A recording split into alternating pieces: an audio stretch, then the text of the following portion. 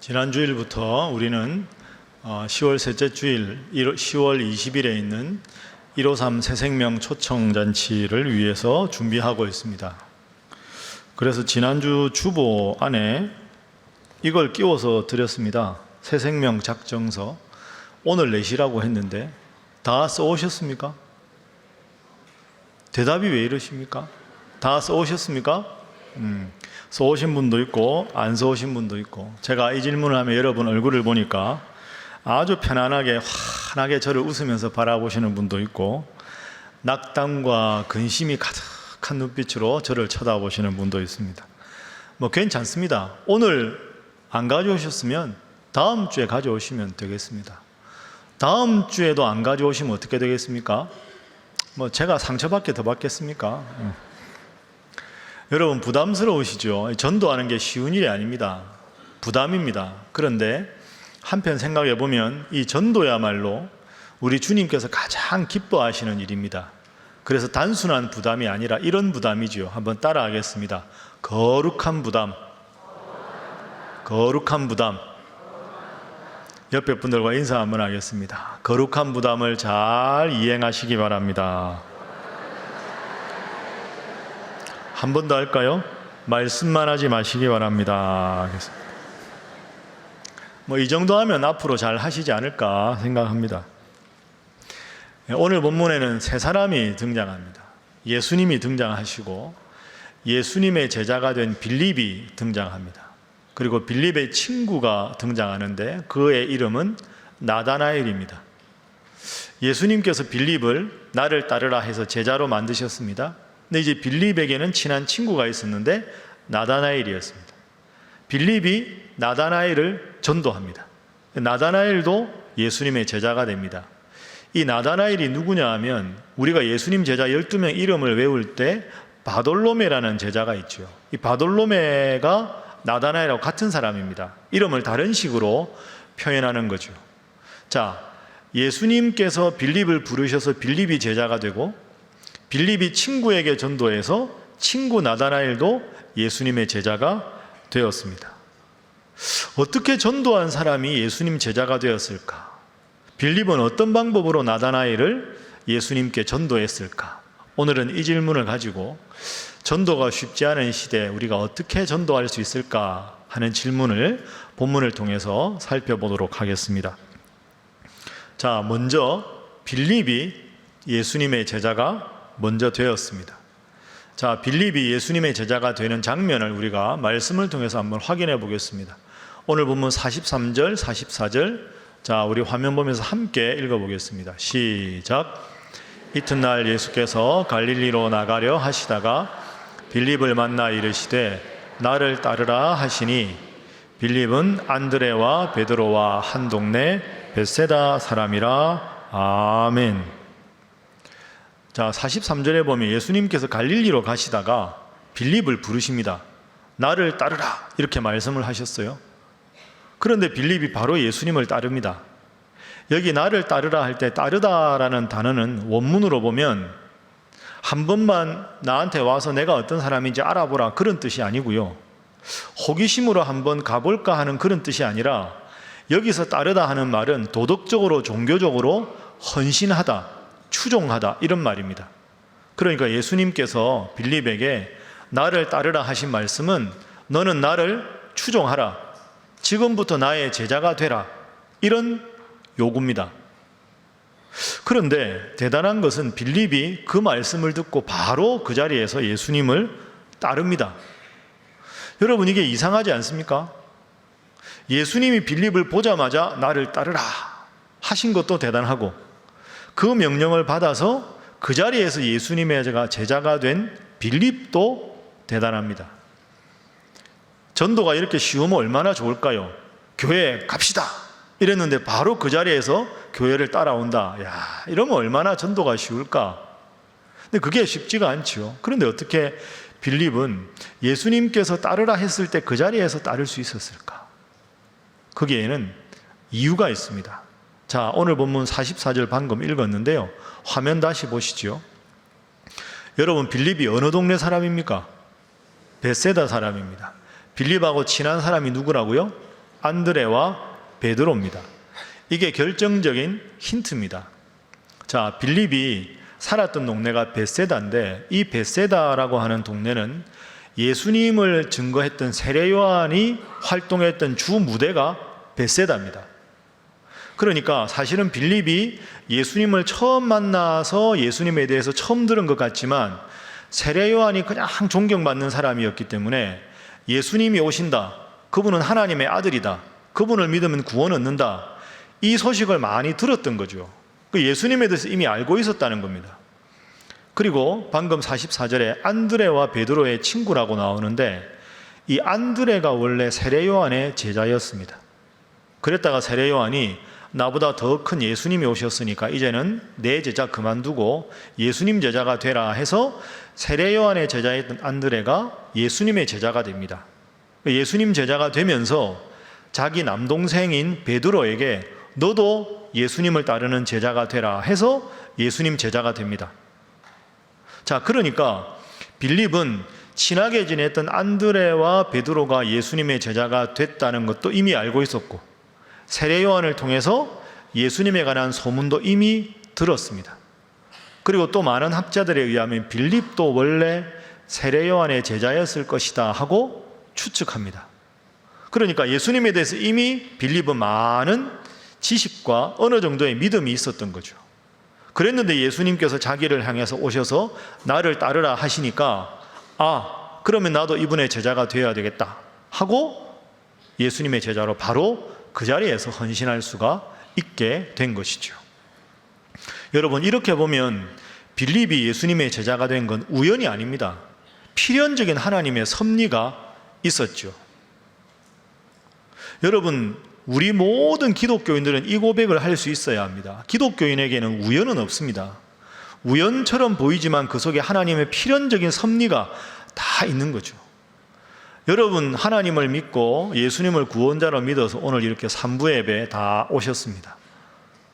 여러분, 한번 이걸 생각해 보시면 이게 얼마나 큰 기적인지 모릅니다.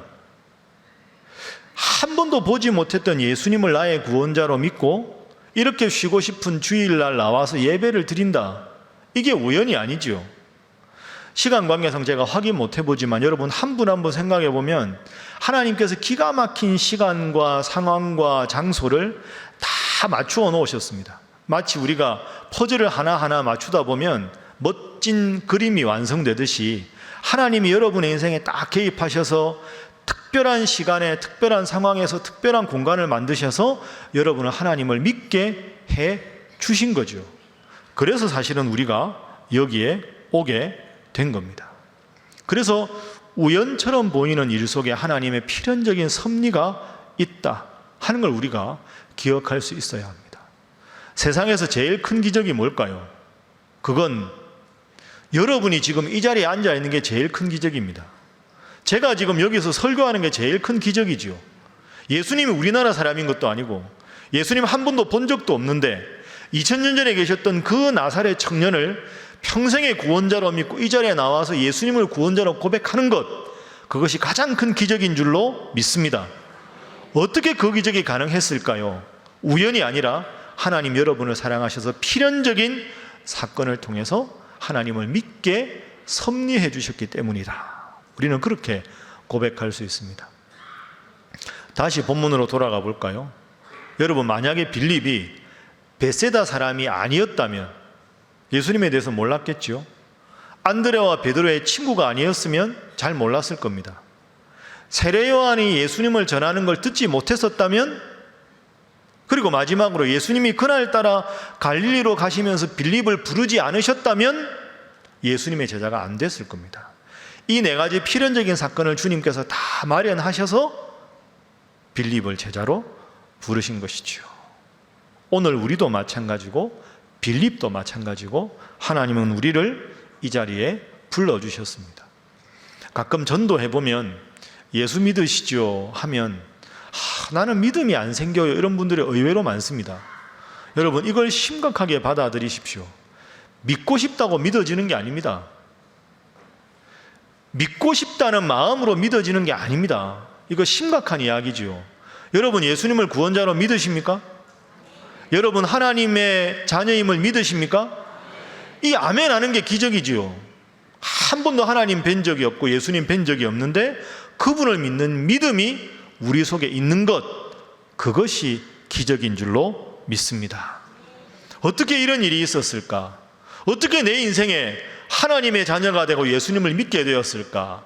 이 질문에 대한 명확한 대답이 성경에 기록되어 있습니다. 요한복음 15장 16절 화면 한번 보겠습니다. 저를 한번 따라해 보시죠. 너희가 나를 택한 것이 아니요 내가 너희를 택하여 세웠나니. 여러분 믿습니까? 그렇습니다. 내가 믿으려고 마음먹은 게 아니라 하나님은 미리 내가 하나님을 믿도록 다 예정해 놓으시고 섭리해서 우리가 믿음을 갖게 돼서 이 자리에 나왔습니다. 이게 얼마나 큰 기적입니까? 지금까지 함께 해주시고 하나님을 믿게 해주신 그 주님 은혜 감사하며 앞으로도 주님 잘 믿는 여러분 되시기를 주님 이름으로 축복합니다. 옆에 분들과 인사 한번 하겠습니다. 주님께서 먼저 우리를 만나 주셨습니다. 자, 한 번 더 할까요? 앞으로도 주님 잘 믿으시기 바랍니다. 그렇습니다.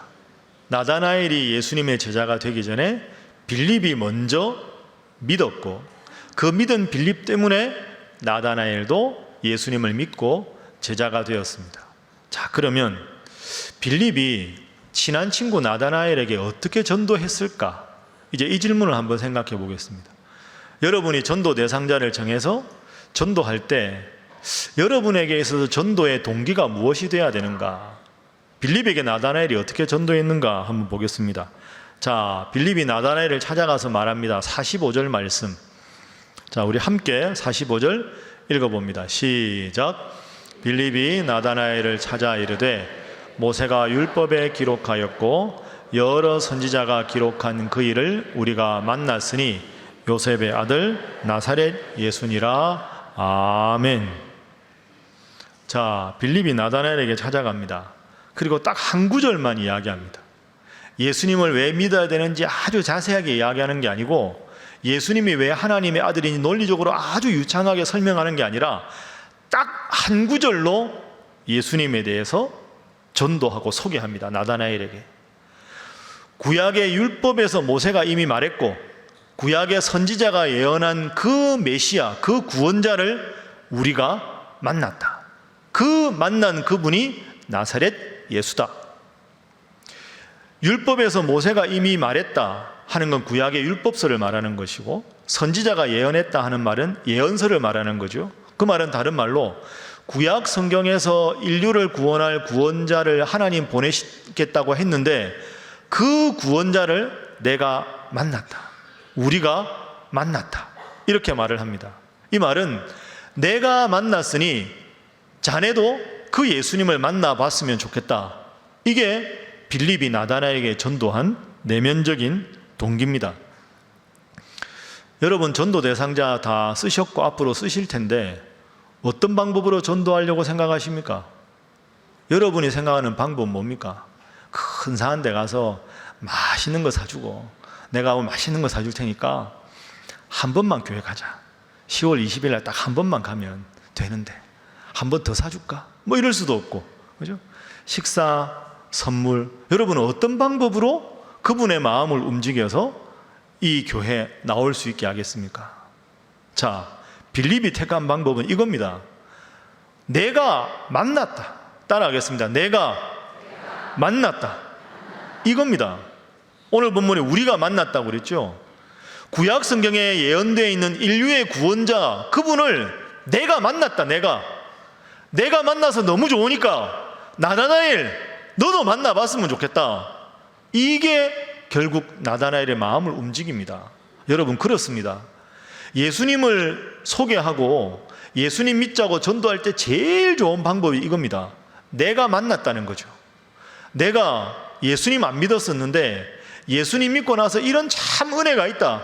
이런 기쁨이 있고 이런 감사가 있고 이런 평안이 있다. 내가 만나보니 너무 좋더라. 나만 믿기 너무 아까워서 내 사랑하는 자녀에게도 권한다. 예수님 함께 믿자. 이게 지금 빌립이 선택한 방법입니다. 여러분, 그렇습니다. 이것만큼 강력한 힘이 없습니다. 내가 만나서 너무 좋은데 이 기쁨을 자네도 느꼈으면 좋겠다. 이 얼마나 힘 있는 간증이고 힘 있는 권유겠습니까? 여러분, 전도하는 방법 다른 거 다 생각하지 마시고요, 예수 안 믿던 내가 예수 만나서 얼마나 기쁜가 행복한가 만남의 이야기를 들려주십시오. 그게 그분들한테 제일 좋은 방법입니다. 자, 그런 의미에서 옆에 분들과 다시 인사하겠습니다. 주님 만난 이야기를 들려주시기 바랍니다. 한 번 더 합니다. 주님께서 함께 하실 것입니다. 자, 내가 주님 만난 이야기를 빌립이 탁 전했습니다. 그러면 나다나엘이 듣고, 그래, 나도 갈게, 이래야 되는데 현실적으로 그게 쉽지가 않습니다. 용기를 내서 기도하고 딱 전도했는데, 그래, 다음 주일날 갈게, 이래야 되는데 쉽지가 않지요. 빌립이 나다나엘에게 우리가 예수님을 만났다 이야기했는데 나다나엘 반응이 뜻밖의 반응입니다. 자, 나다나엘의 반응을 한번 보겠습니다. 46절에 나옵니다. 자, 화면 한번 보시죠. 나다나엘이 뭐라 그랬는지 함께 읽어봅니다. 시작. 나다나엘이 이르되 나사렛에서 무슨 선한 것이 날 수 있느냐? 빌립이 이르되 와서 보라 하니라. 아멘. 빌립이 내가 구원자를 만났는데 그 사람이 나사렛 예수다 이렇게 말합니다. 나사렛 출신인 예수라는 사람이 구원자다 그랬는데, 이 나다나엘이 그 말을 딱 듣고는 나사렛? 에이, 나사렛에서 무슨 선한 것이 날 수 있어? 이 말은 예수님 따르는 일을 안 하겠다 하는 완곡한 거절입니다. 우리 현실도 그렇죠. 전도한다고 바로 전도한 대상이 교회에 오는 게 아닙니다. 여러 부정적인 이야기 하겠죠. 그럼 이게 무슨 말일까요? 나사렛에서 무슨 선한 것이 나겠느냐? 왜 나다나엘이 이렇게 말했을까? 여러분, 나사렛이라고 하는 동네는 지도를 보면, 그리고 역사를 보면 과거부터 다른 나라가 많이 침략을 했던 곳이 나사렛입니다. 그 나사렛은 수많은 침략을 아주 많이 받습니다. 그럼 여러분, 외국 군대가 와서 침략을 했다는 말은 무슨 말일까요? 침략당하면 제일 먼저 당하고 끔찍한 일을 겪는 분들이 미안하지만 안타깝지만 여인네들이죠. 그 짐승 같은 남자들이 들어가서 말발굽으로 다 짓밟고 나서 여인을 유린합니다. 그러면 자기 의사와 관계없이 끔찍한 일을 당하지요.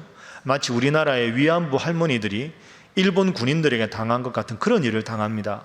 그러다 보니까 원치 않는 악의를 갖게 되지요. 그래서 나사렛이라는 동네는 그 어느 유대 다른 마을보다 사생아가 많았습니다.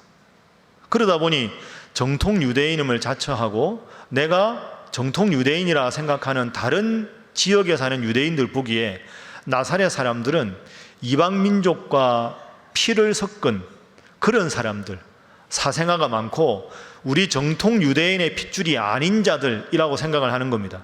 그러니까 나사렛 이러면 정통 유대인이 보기에는 불경건한 사람들, 피가 섞인 사람들, 그러면서 조롱하고 손가락질하던 그런 대상이 바로 나사렛 사람들이었습니다. 그리고 외국의 군대가 침략을 하고 주둔을 하다 보니까 나사렛 사는 사람들은 주눅이 들 수밖에 없죠. 주체적으로 뭔가 항쟁을 하자니 그런 힘은 없고, 그러다 보니까 자꾸 의기소침해지고, 그리고 뭔가를 하더라도 자꾸 기회를 엿보고 눈치를 보게 되고, 그러다 보니까 다른 또 지역에 살던 유대의 경건한 사람들이 보기에 나사렛 사람들은 항상 주체적으로 바로 서지 못하고 눈치 보는 사람들, 설설설 눈치나 보고 다른 사람 핑계나 대고 자기 이익을 위해서는 급하게 움직이지만 다를 때는 움직이지 않은 아주 야비한 사람들, 기회주의자들, 이렇게 나사렛 사람들을 경멸하게 된 거죠. 그러니까 나사렛 출신이다 하는 말을 들으면 아, 저 사람은 정통 유대인이 아니다, 경건한 사람이 아니고 자기의 생존을 위해서 얼마든지 속임수를 쓸 수도 있고 기회주의적으로 기회만 엿보는 사기꾼 근성이 있는 사람들, 이렇게 나사렛 사람들에 대해서 비난하는 사람들이 아주 많았다는 거죠. 그런데 빌립이 내가 구원자를 만났는데 나사렛 예수다 하니까 나다나엘이 나사렛? 아니 그런 동네에서 무슨 선한 것이 날 수 있느냐 하면서 핀잔을 준 겁니다. 자, 여러분, 이럴 때 어떻게 할까요? 빌립은 용감하게 예수님 만났다 이렇게 이야기했는데 그거 뭐야 그게? 거기서 무슨 훌륭한 인물이나 하고 핀잔을 합니다. 참 열심히 뜨겁게 전도했는데 부정적인 이런 반응이 나올 때 우리가 어떻게 해야 될까요? 여러분, 요즘도 그렇잖아요. 한국 교회의 여러 안타까운 소식들이 우리 주위에 많이 전해져 있고, 그러다 보니까 예수님을 믿자고 하면 여러 가지 교회에 대해서나 신앙인에 대해서 부정적인 이야기들을 가지고 신앙생활을 하는 것을 마음속으로 부담을 느끼고 부정적인 언급을 하는 분들이 많이 있습니다. 이럴 때 우리가 어떻게 해야 될까? 자, 빌립이 어떻게 했는가? 결정적으로 이 장면을 한번 살펴보도록 하겠습니다. 우리가 방금 읽었던 46절 다시 한번 보겠습니다. 자, 나다나엘이 이렇게 말했죠. 나사렛에서 무슨 선한 것이 날 수 있느냐? 빌립이 이렇게 말합니다. 한번 따라해 보시죠. 와서 보라. 와서 보라. 그렇습니다. 딱 한마디 합니다. 와서 보라. 빌립이 더 이상 이야기 안 합니다. 내가 예수님을 만났다. 나사렛에서 무슨 선한 것이 나는 안 가. 제자 안 할 거야. 딱 빌립이 한마디. 와서 보라. 딱 한마디 합니다. 이 말이 나다나엘의 마음을 움직입니다. 여러분, 빌립이 멋있지 않습니까? 그래? 와봐. 일단 만나봐 예수님을. 그러면 당신의 인생이 달라질 거야. 충만한 자부심과 자신감으로 이야기를 하는 거죠. 오라 하는 말은 현재형입니다. 예수님께 오라. 나와 같이 지금 가자 이 말이죠. 보라 하는 말은 원문으로 보면 미래형입니다. 예수님께 나오면 당신의 인생의 미래가 바뀔 수밖에 없어. 지금까지 느끼지 못했던 기쁨과 평안과 감사를 느낄 테니 나하고 가서 만나봅시다. 와서 보라. 딱 이 두 마디로 전도를 끝냅니다. 나다나엘이 놀랬겠죠. 내가 분명히 예수 안 만난다고 했는데 얼마나 예수를 만난 감격과 기쁨이 컸으면 자기 만남 이야기를 한 다음에 와서 봐라. 와서 보면 나다나엘 당신의 인생이 바뀔 거야. 이렇게 아주 강하게 힘차게 지금 빌립이 이야기를 하고 있습니다. 자, 여러분이 나다나엘이면 어떻게 될까요? 나다나엘이 결국 빌립을 따라 나섭니다. 이게 힘입니다. 부정적인 반응이 나왔다고 해서 아 그렇구나, 이 사람은 내가 더 이상 권하면 안 되겠구나가 아니라 완곡하게 거절했음에도 불구하고 핀잔을 받았음에도 불구하고 아니야, 와봐. 오면 당신의 인생이 바뀌어. 내가 보장해. 내가 바뀌었으니까. 이 말에 나다나엘이 갈등합니다. 그래서 나다나엘이 예수님께 나왔습니다. 누구 때문에? 빌립 때문에. 자, 이 말을 오늘 설교에서 꼭 기억하십시오. 저를 한번 따라해 보시죠. 강력한 권유가 주저하는 마음을 이긴다. 강력한 권유가 주저하는 마음을 이긴다. 빌립이 와서 보라. 강력하게 권유하니까 주저하던 나다나엘이 도대체 그 예수가 어떤 분이길래 나는 그분을 따를 마음이 없는데, 나사렛 출신이라는 것 때문에 별로 기대감이 없는데 얼마나 그분이 대단하길래 저 친구가 저렇게까지 자부심을 갖고 이야기할까?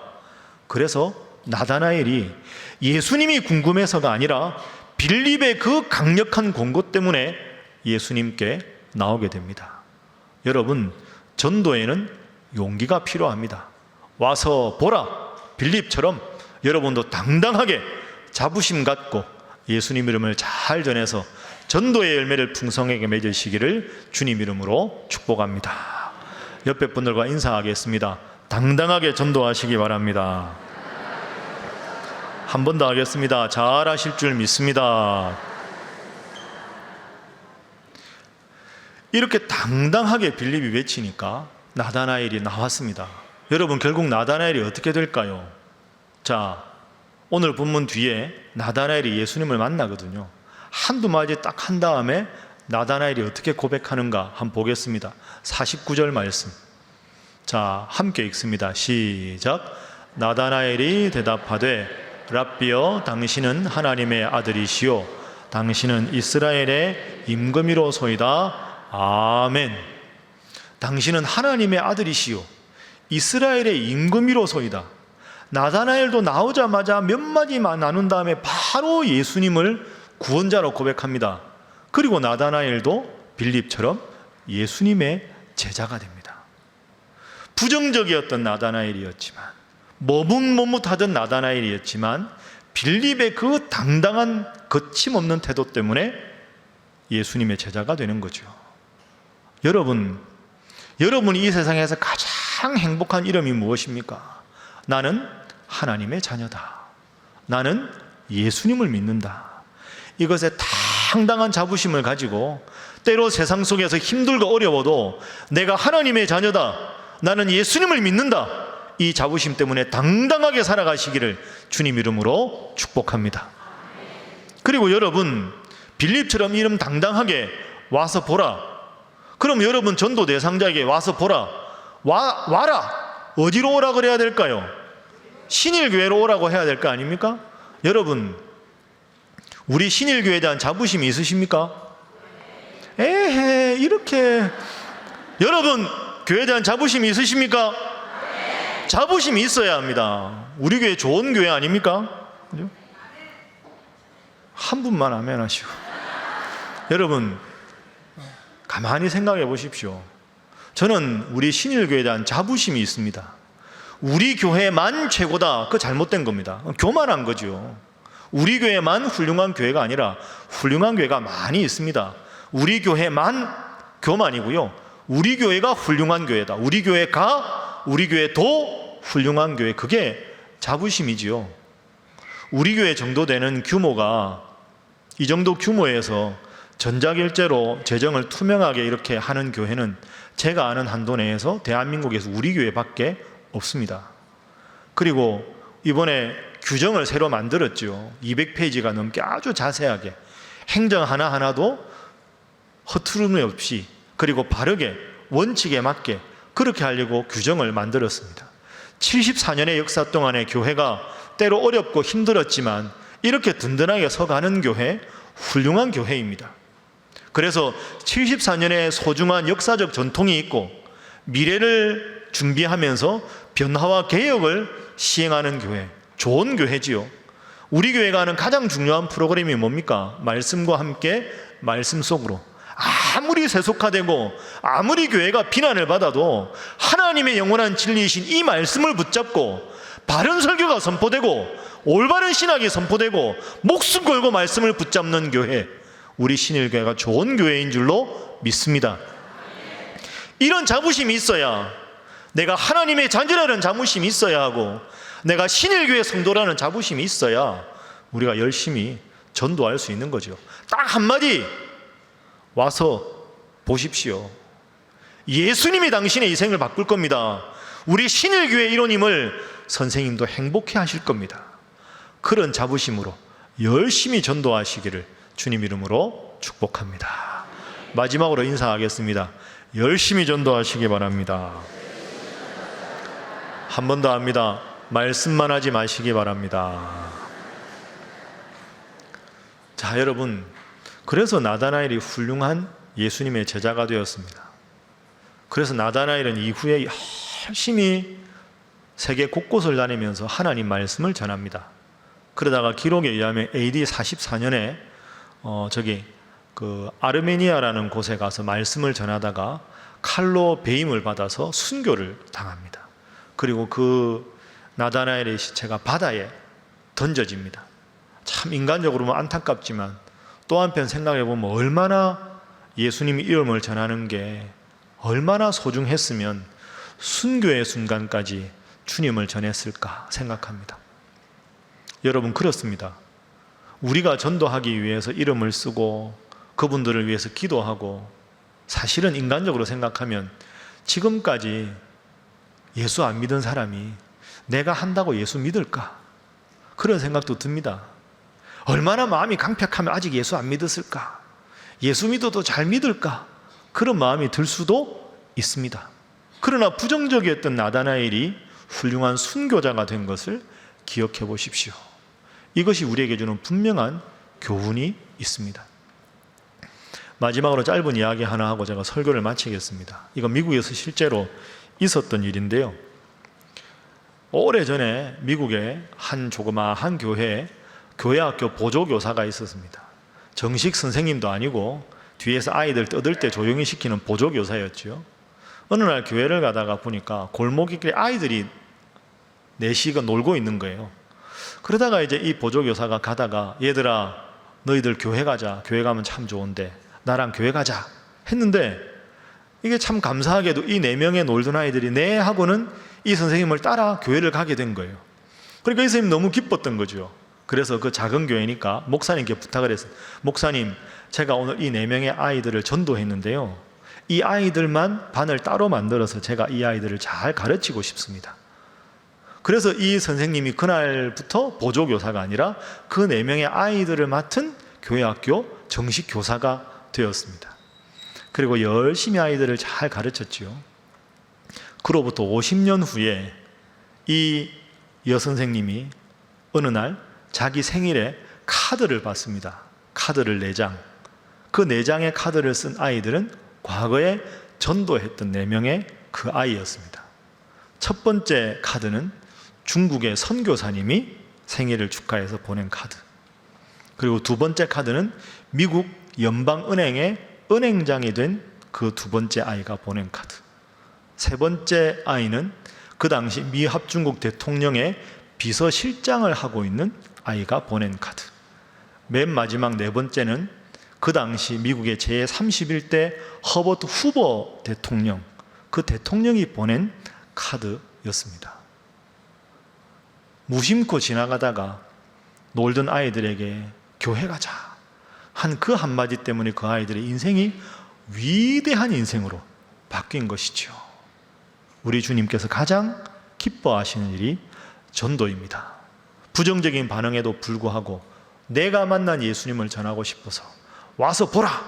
당당하게 외쳤을 때 그 당당한 외침이 나다나엘의 주저함을 이기고 그 나다나엘을 예수님의 제자로, 위대한 순교자로 만들었던 것 꼭 기억하시고, 내가 입술을 열어 예수님을 전하고 우리 교회 일원이 됨을 전함으로 그분들의 인생이 더 하나님 앞에 복받고 우리 교회가 하나님 앞에 더 영광스러운 교회가 되는 일에 기도하고 헌신하시는 여러분 모두가 되시기를 주님 이름으로 축복합니다.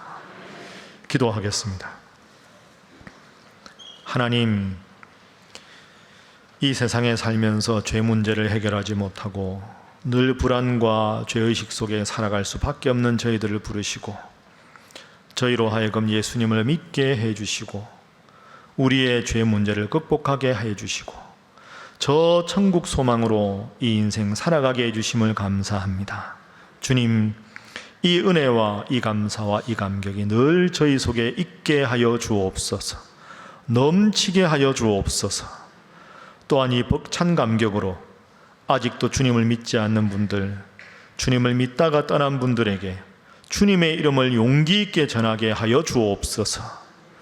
그런 주님에 대한 사랑과 전도의 용기가 우리의 마음에 없거든 먼저 스스로 돌아보며 회개하게 하시고 그 사랑 회복하여 와서 보라, 담대하고 자신 있게 외치는 저희들이 되도록 주님 인도하여 주옵소서. 예수님의 이름으로 기도하옵나이다. 아멘.